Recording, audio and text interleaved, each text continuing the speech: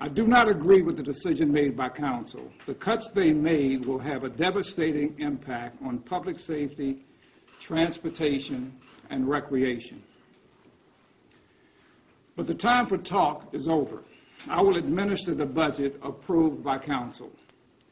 We will do everything in our power to limit the negative impacts to our residents. However, it would be unreasonable for anyone to suggest a cut of an additional $50 million can be done without significantly hurting services. It's going to be painful, whether reducing the number of officers on the street or reducing Sunday bus services. We put forth a balanced budget. When it didn't pass, we offered a compromise that would have prevented the most significant service reductions. Today, that compromise was voted down. At the heart of our disagreement is the importance of public safety. Council demonstrated today that they are determined to reduce our public safety presence in the community and on the street by demanding additional police and fire budget cuts. This is a deal breaker for this administration. Public safety is and will remain my top priority. It is the community's top priority, and I believe we have to show our commitment by providing adequate funds to the people who keep us safe every day. Based on council's actions, there is no reason to believe further negotiations will lead to a different result. I will not submit a budget amendment of $20 million, as some of council members have suggested. It's clear that we have a fundamental disagreement about the need to provide resources to our police and fire departments. I believe deeply in the leadership of Chief Godby and Commissioner Austin and the hardworking men and women on the street every day.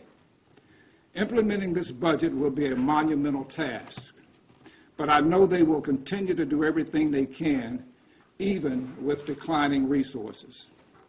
I also have confidence in my department directors, who now must carry out the cuts in this budget. It's time to move on, and that is exactly what we're going to do. We will continue to lay out our plan for implementing the deficit and making the tough structural changes to stabilize our finances. At this time, I'll take questions. Mayor, what are the cuts going to be? Are we talking padlocking recreation centers, shutting down the people mover? What are those cuts going to be? That will come at a later date. I now have to sit down with department heads and figure out with the cuts where they're going to be, and we have some ideas, but they're not finalized at this point. Mayor, wouldn't $20 million have been better than nothing? I know you wanted 30. And around the table, they went around. I don't know if you were able to hear, but pretty much 2 to 1, they said $20 million. We can do that. We can get it done. As of 9 o'clock last night, I had certain council members tell me that 30 was something that they would vote on. And over less than a 12-hour period, I don't know what changed their mind. So it's kind of hard for me to trust and believe what they say. Mayor Vin, one of the things that came up in the council meetings that they said that the money's there, especially in the police department.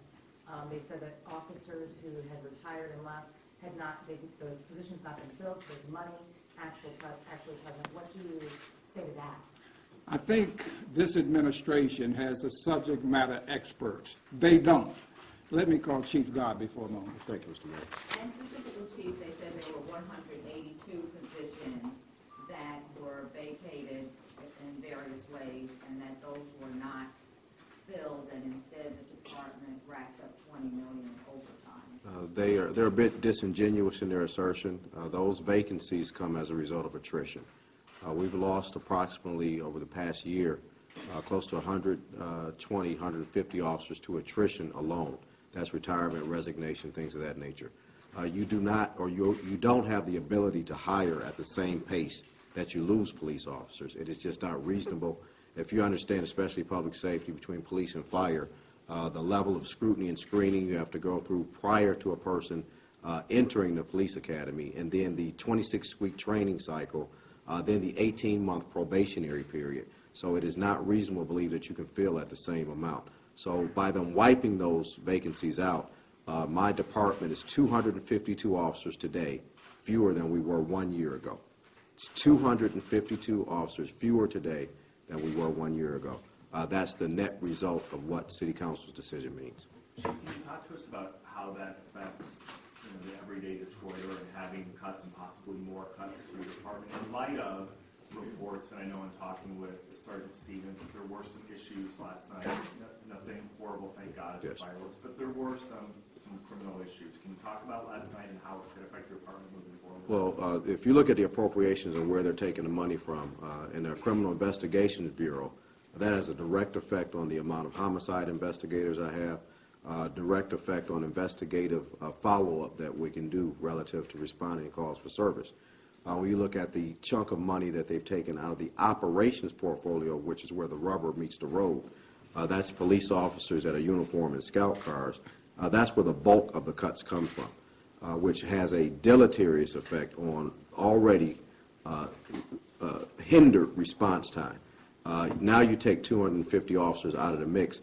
I think everybody in this room can understand response time does not get better with fewer resources. We still have 140 square miles, and the calls for service that we respond to in a year, we get 1.7 million calls into our 911 center every year. About 500,000 of those calls devolve into what we call a police call for service. That caseload has not dropped. Now, if you take me 252 officers fewer, and I don't have the ability to hire this year, it is not hard to figure out that overtime is not going to decrease. It is going to increase because you still have to respond to the same level of activity. So that hasn't changed at all. So if you don't change that formula, what they've done is disingenuous, and they're going to raise the budget as opposed to lighten it by not allowing us to hire police officers. Chief, how will this affect morale in the department? It's going to have an effect. We fought our asses off last night. Our officers worked tremendously hard to maintain control. It was arguably a very successful fireworks, but my officers were stretched extremely thin across the city. Approximately 800 to 900 of our officers, it took over a 16-hour expanse, canceling leave days because it was a restricted leave day, to maintain order with 700,000 people.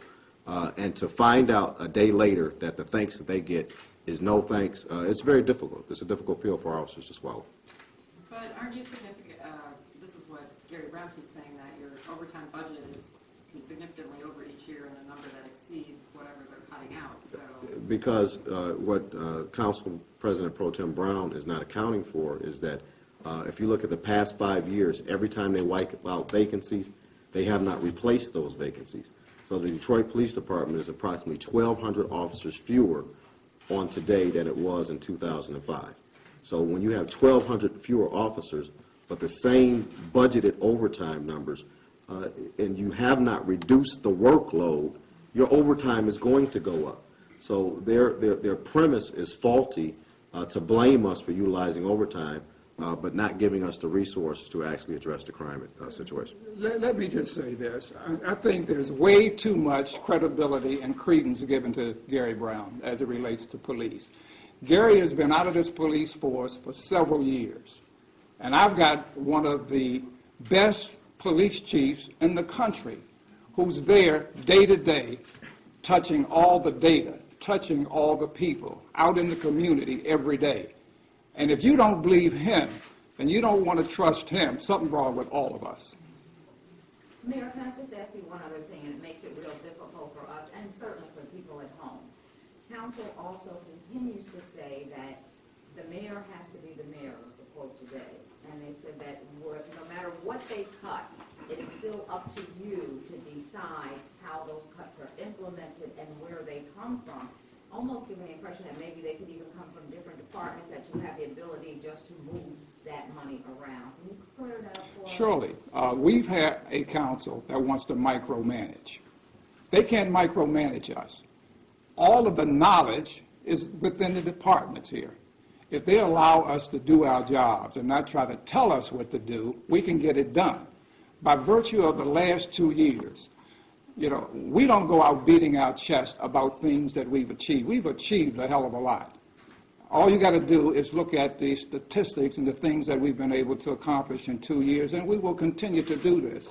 Even with the budget that's been passed today, we will continue to do our job.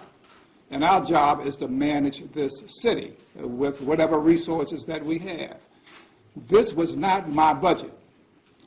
I presented a balanced budget with a $200 million cut. They now want to add an additional $50 million cut, and maybe don't think that, resources are going to be stretched. We don't have the same resources, so it's going to be painful for a while. It would have been painful with my budget, with an additional $50 million cut. I just hope people understand that things are not going to be the norm. We'll take one more. The council said that all you have to do is bring an amendment to the table, and that they would consider there wouldn't be any questions asked as long as it's within the $20 million. Can you tell me why there's such a distrust that there would be no use of coming back tomorrow with $20 million? As I said, as of 9 o'clock last night, there was one council member who said, I'm going to support your 30. There was 2 days ago, there was another council member who said, I would support your 30. All of a sudden, today at the table, neither one of those council members did support the 30. So it's kind of ingenuous from my vantage point to continue to work with them on a daily basis for additional amendments when you can't really believe what they're saying. So I need, and my staff, we need to get on with our work. We spend way too much time on this budget that keeps us from doing the things that we need to do long term. The long-term peril of this city is the deficit elimination plan. That's what we've got to work on. So our staff is going to focus and concentrate our efforts and our time on reducing the deficit. Thank you very much.